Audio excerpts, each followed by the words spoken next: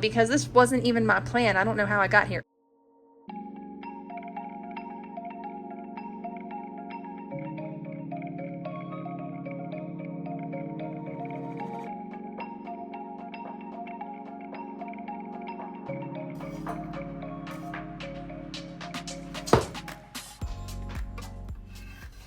Welcome to Rouse Rising. If you're new here, my name is Katie, and today I am bringing to you a full day in the kitchen. This is meal prep, meal preservation, garden harvest. Oh, we got a lot going on. We're also going to be making some elderberry syrup, some delicious meals. Stay tuned for all this goodness.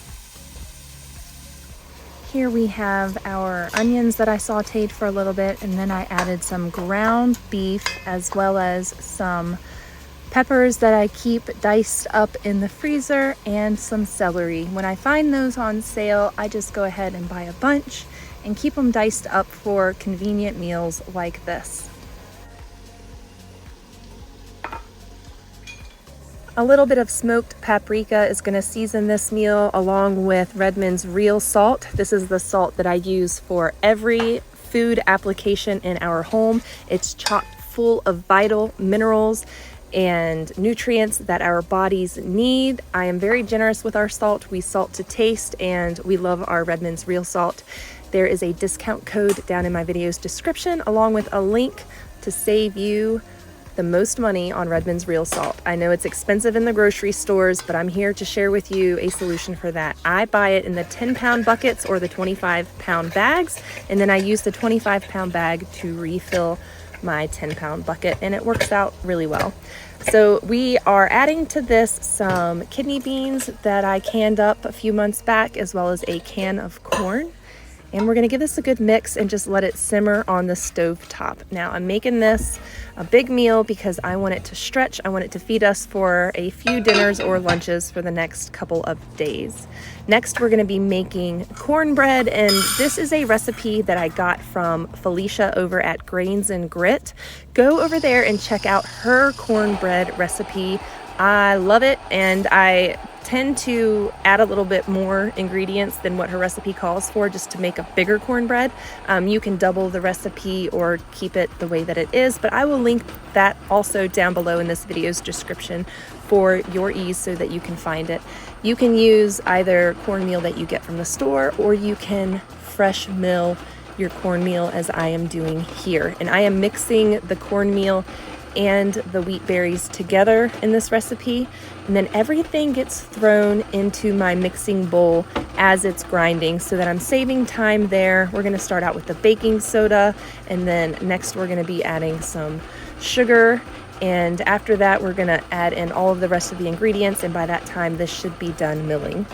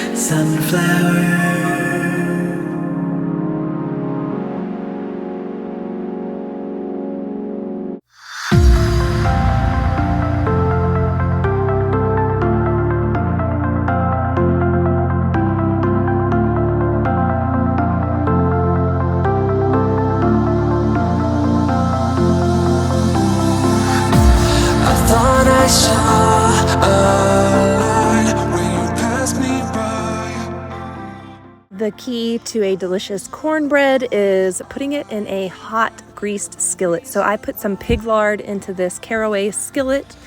It was nice and hot. I added my cornbread, and it's going to go straight into the oven where it's going to bake to perfection. I love that these pans can go straight from the stovetop into the oven, and they're beautifully ceramic non-stick, which is amazing because that makes cleanup for me a lot easier. Typically when I make cornbread in my cast iron, it does stick a little bit, but I'm going to show you that this cornbread does not stick to these pans. So everything is done and my family's out of the house right now. When they come home, they're going to have a nourishing meal waiting on them. So this is just going to sit here and stay warm for them. I'm going to throw some butter on top of this cornbread. I'm definitely going to add more butter than this. I don't know why I went so skimpy with it, but we love our butter. We love our animal fats in this house. And so everything is cooked in lots of butter, lots of lard, and occasionally coconut oil. So you saw the oil I used in this was a melted coconut oil. You can use any oil that you like. We also used some milk and fresh eggs in this recipe. So Grains and Grit has an amazing cornbread recipe. Check it out.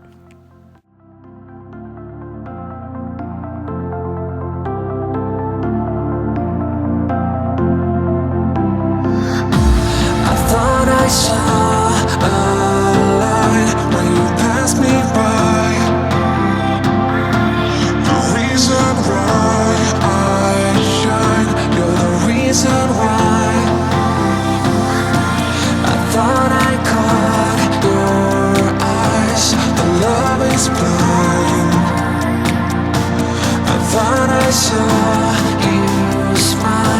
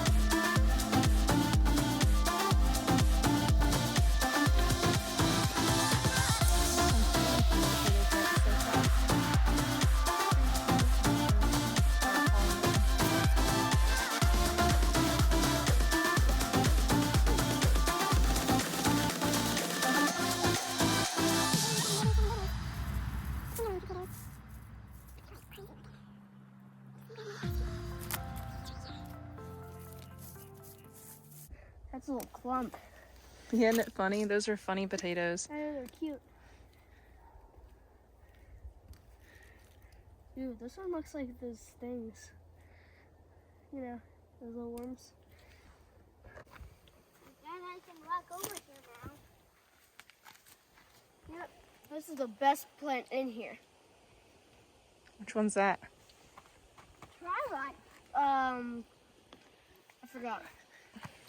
But it tastes like sour than mint. It's anise. Is it good? Mm-hmm. I swallow it. We love this garden. Okay, everything edible. What? Is everything edible? Yes. Even this? Even It might not taste very good.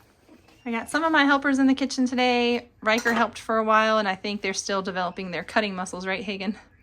Learning how to cut well and safely, and little fingers are learning new tasks, or she cuts a lot in the kitchen, but this is a lot more exercise for those fingers, isn't it? A lot of green beans. So they've been taking turns, and we've got the toddler outside on the porch screaming. I don't know if you can hear that in the background. We've got a bunch of beautiful tomatoes here from the garden, and then these little orange ones are so yummy. I got these from a friend's garden, and we so appreciate those. So what I'm gonna do is we're gonna eat some of these, and the rest we're gonna roast in the oven and make a delicious pasta sauce with some onions and some garlic and whatever else we throw in there. Then I'm gonna cook that up on the stovetop, and we're either gonna have a pasta sauce or both. And pizza sauce. So I'm going to get some sourdough going, and we're going to have some pizza sauce made with this. If I'm sure it's enough for pasta and pizza. Then over here is my little green bean stuffing station. And then over here, we've got the canning station. I'm going to put 1 teaspoon of salt in here and 1 tablespoon of apple cider vinegar. With apple cider vinegar, you use that for water bath canning, but I just like the little bit of the apple cider vinegar. I like that with the beans. It helps with the phytic acid and all the other stuff. So I put a tablespoon of that in there. Phytic acid. Everybody pronounces everything differently, and I don't know what's right. So canning station. And then this is the kitchen as a whole right now. We are working it. We've got potatoes from our garden. This is our potato harvest. We got a bunch of little baby new potatoes. This is my first time, actually second time attempting potatoes. These are russets. These were not organic. They didn't grow as well, but all these new potatoes were organics. Organic potatoes from the store, and they produced really well. And then the same thing over here. These are actually like little fingerling. I'm still holding a tomato. Do you do that? Do you ever like walk around the house and hold something in your hand the whole time? I have a problem. These are fingerling potatoes, and yeah, that's what we got going. So we are gonna, oh, I didn't show you. These are from our friend's garden, these beautiful cucumber lemons. We have a whole bunch of those. So I'm gonna see if I can figure out a fermentation for those or a pickling. And yeah, we also had some long cucumbers and squash from my friend's garden. But yeah, blessed by the green beans that she gave us too. Her garden is down the road from us, and it produced way more than ours did.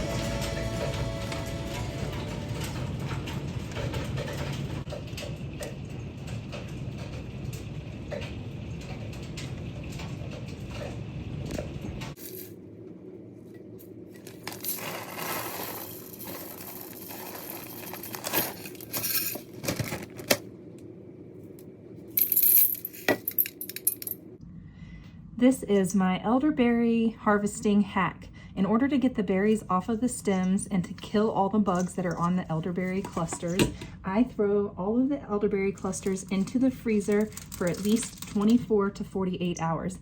After that, they're nice and frozen, and this is what an elderberry cluster looks like. This is the blue elderberry of the Pacific Northwest. And these clusters are flat on the back. You can see the cluster pattern is a flat cluster. And then they have this wide expanse of berries. Once they are nicely frozen, you just rub them between your hands like this. And they fall off of there very simply. And that way you don't squish your berries. And you can then wash them and process them as you would normally. Once you have your elderberries in your colander, you want to leave enough room to give it a good shake. That's going to allow all the bugs and debris to fall through, and then the larger debris will accumulate on top. You can also take that time to examine your elderberries for bugs before you put them in the next container or before you process them. Check out my channel if you would like to learn more about harvesting elderberries and other medicinal plants. Also, learn how to make elderberry syrup. All right, so these are gonna get washed up really good, and then we're gonna start cooking them. All right, I'm gonna show you how I wash these. I'm gonna do a little bit at a time. And I'm gonna use hot water. And it's gonna take a minute to get it hot. I got all my mess from my beans down in here. That's okay. I just come in here and I rub they're frozen, remember. And I do this when they're frozen and the water's not hot yet. But I do this with the cold water as it warms up. I move them around and I kind of get them loosened up and rinsed, because get some of the dirt off, because once the hot water gets on there, you're going to see that bloom, the blue color is just going to disappear. And then underneath the blue, you have your black elderberries. But you just get that bloom off, because if you don't get the bloom off, whatever you cook with these elderberries to make your juice or whatever, your elderberry juice is going to have a film on it. That film, so you want to wash it off. And this is just how I do that. Just hot water.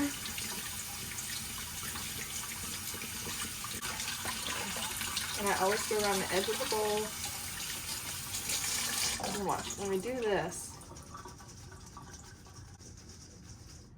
any little stems or leaves or yuck will accumulate around the side, and then you just scrape that out.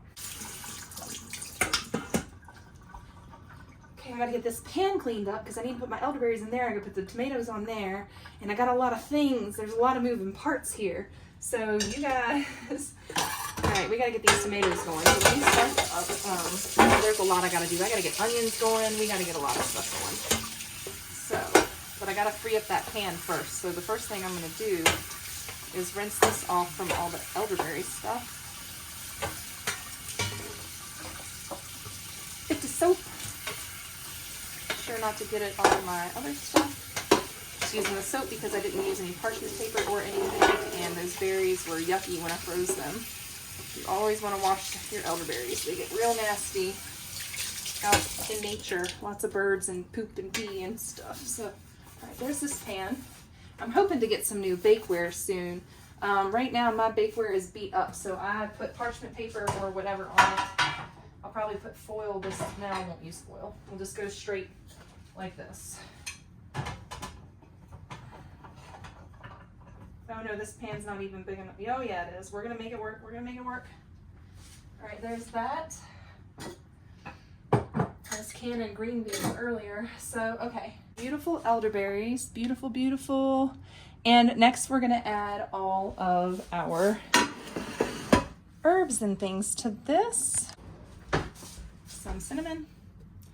Probably about a teaspoon, 2 teaspoons of cinnamon for this amount. I have a whole, I'm gonna link it right here for you guys, and I'm gonna link it down below. And I'll also write out the recipe. You just wanna use some cinnamon. We've got some clove, some ginger, cinnamon, clove, quite a bit of ginger. And usually I try to use fresh ginger and things like that. If you can use fresh, use it, but at the moment I don't have fresh. I'm gonna go ahead and add some water to this and get this going on the stove. I still have my green beans in there. 1 cup of dehydrated elderberries to 3 cups of water. So because I'm using fresh elderberries, these are not dehydrated, I'm just gonna put just enough water to cover the bottom.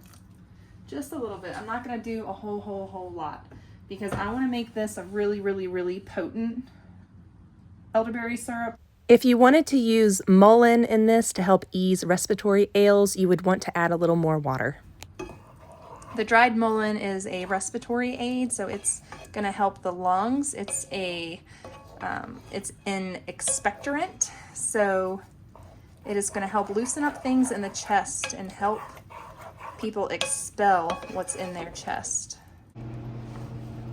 My friend, if I would have to guess, because I did not measure how many elderberries or how much elderberry I have in there, I would say this is about 3 cups of elderberries and 1 cup of water.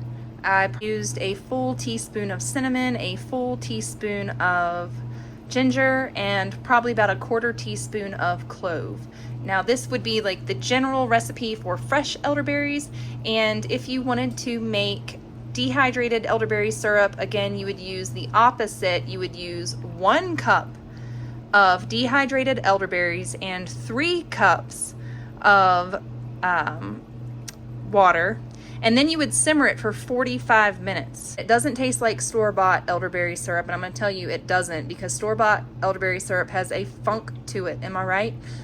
This doesn't have a funk to it because I take very, very, very high standards in my care and processing of my elderberries. So I'm not just slinging elderberries. I harvest elderberries for my family and for my friends and my community, and I just take it like really seriously because it is a medicine. So you can see just how potent and rich this is, and my elderberry syrup just comes out so lovely. Usually I would triple or quadruple batch this. For the sake of this video, and because I got totally sidetracked today, I'm just doing a little bit because this wasn't even my plan. I don't know how I got here. Oh yeah, I know how I got here. I needed it. I needed the pan. I needed the pan. So let's get to this. I'm going to show you guys next. These are some onions that I got from the garden a couple, like, let's see, a week or 2 ago. They're pretty small. They're not really gonna grow anymore, I don't think. Our season's pretty much shot. So I'm gonna add these to this. I might add some more onion and then see what else I can do, and then we're gonna roast these in the oven briefly. Okay, I would normally do this part with a potato masher in my Instant Pot or other stainless steel cooker pot or pan. But because I'm using the Caraway non-stick ceramic coated pot, I don't want to scratch it, so I'm just using the back of this, and we are just gently mashing up the berries to help them release some more of their medicinal properties. We just want to kind of break them up just a little bit. We will be straining this through cheesecloth for our medicinal syrup, so that will catch all the seeds and everything. But we just want to bang these up a little bit, mash them up.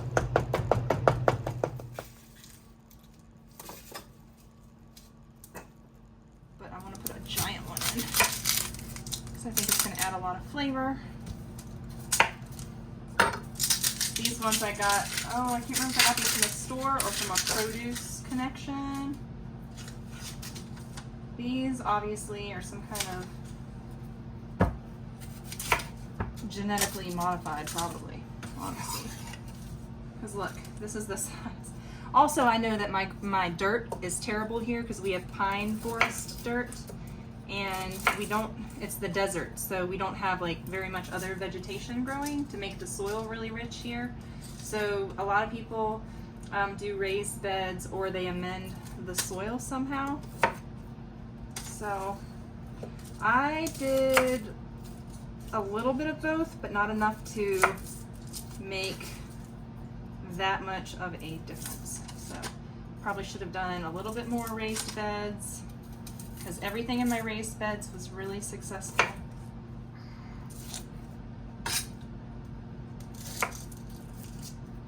Okay, so I just mashed these garlic to get the peels off. Aaron and the kids just got home, so see what they brought home from their outing. Hold on. Ah!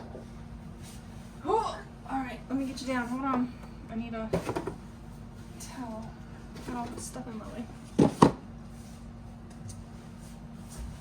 Oh, look, there's Annika. She's catching the rain in her hand. All right, go sit. Yeah. Dada's coming. Yeah, Dada. Of olive oil.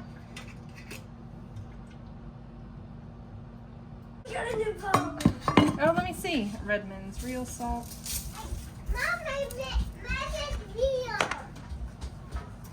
Yeah, we saw. Whoa, let me see.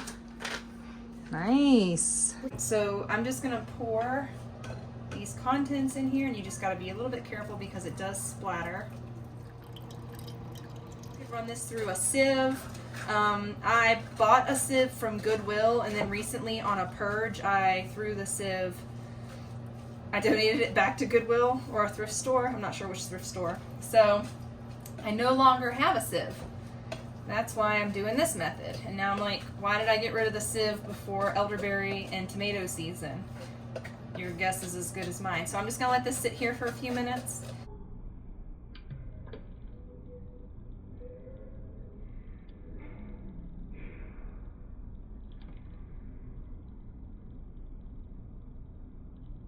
This batch yielded about almost 2 cups of elderberry juice, and so to that I'm adding 1 cup of raw honey. I'm going to give it a good mix, and I'm going to store this in a glass bottle and keep it in my fridge. It'll be good 30 to 60 days. If you add ascorbic acid or some other preservative, it'll keep longer. And if you if you can it, you can water bath can it. That will help make it shelf stable. But keep in mind, canning will denature the raw honey, so that's why I make it in batches.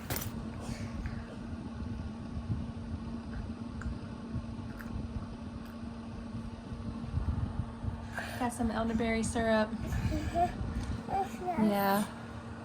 You done?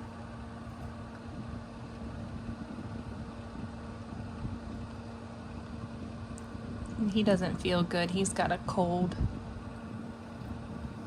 Give him some elderberry syrup, get him all better.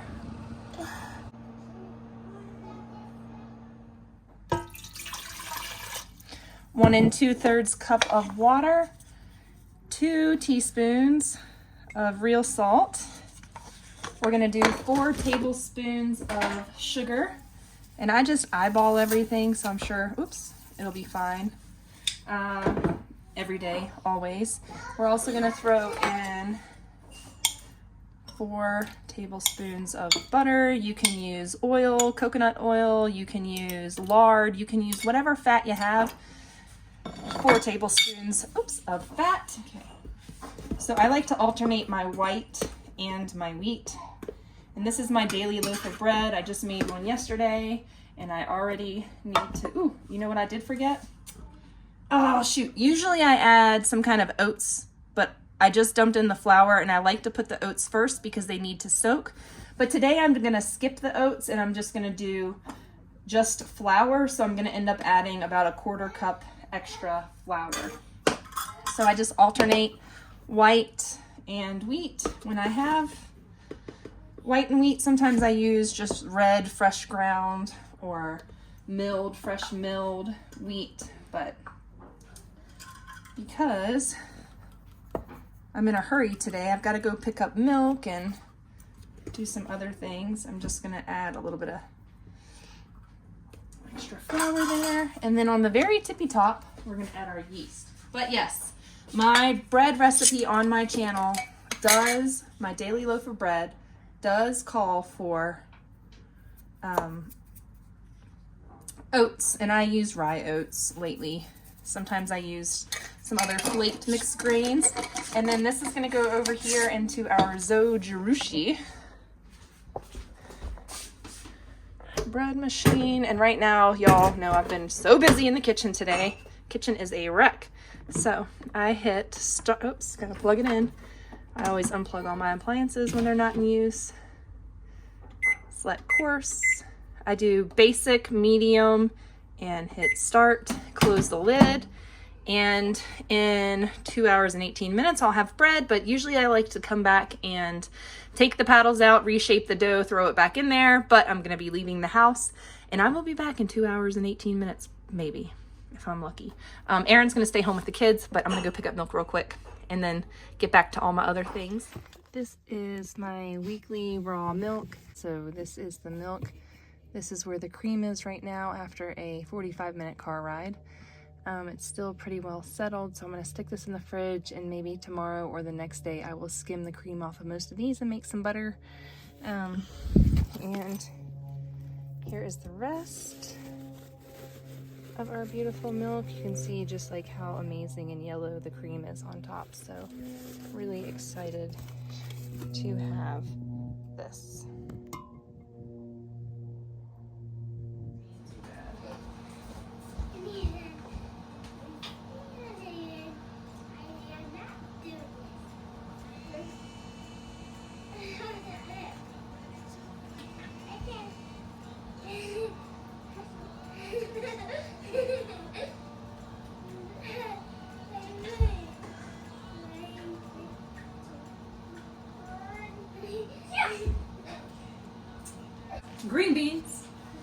Green beans.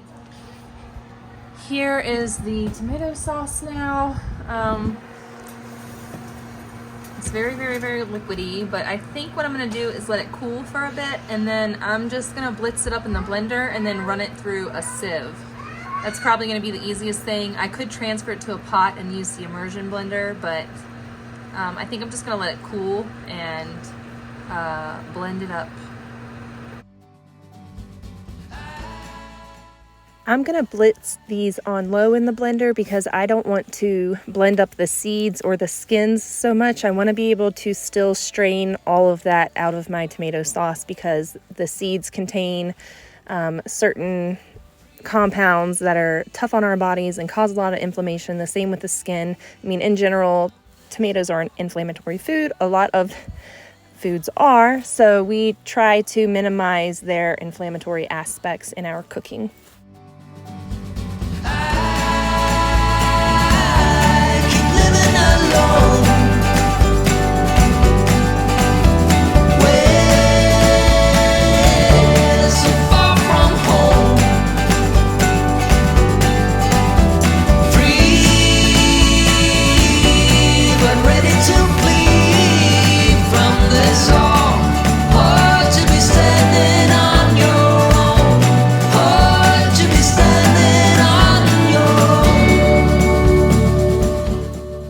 Did end up straining this through the mesh sieve just like I did with the elderberries earlier, and I got rid of all the seeds and a bunch of the skin. Some of the skin did get blended up a little bit, I believe, but a lot of it did come through the sieve, and I put all of that pulp into the compost.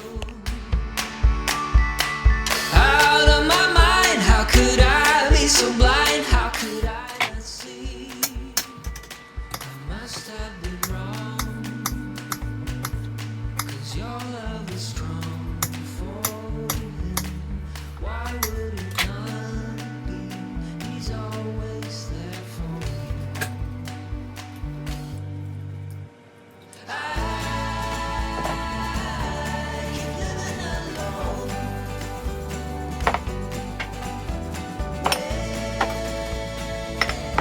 So far from home. There's often times when we need an easy night, so tonight it's gonna be pizza. This is One Bite Everybody Knows the Rules pizza that Aaron picked up somewhere. I don't know where he got it. Brought that home to try. I burnt it a little bit, got it a little bit brown, so I added some more pizza cheese. And then this is our homemade sourdough pizza, and I just used, I was gonna make sourdough bread today, so I made leaven last night, and this is the leaven. So this is just sourdough leaven spread in a pan. The pan was hot. I just added some olive oil, spread the sourdough leaven in the pan, threw it in the oven, cooked it a little bit, and then covered it with some homemade tomato sauce and then some cheese, and threw it in the oven and baked it at 425 for about 6 or 7 minutes more. I'm gonna take it out of here and show you what it looks like.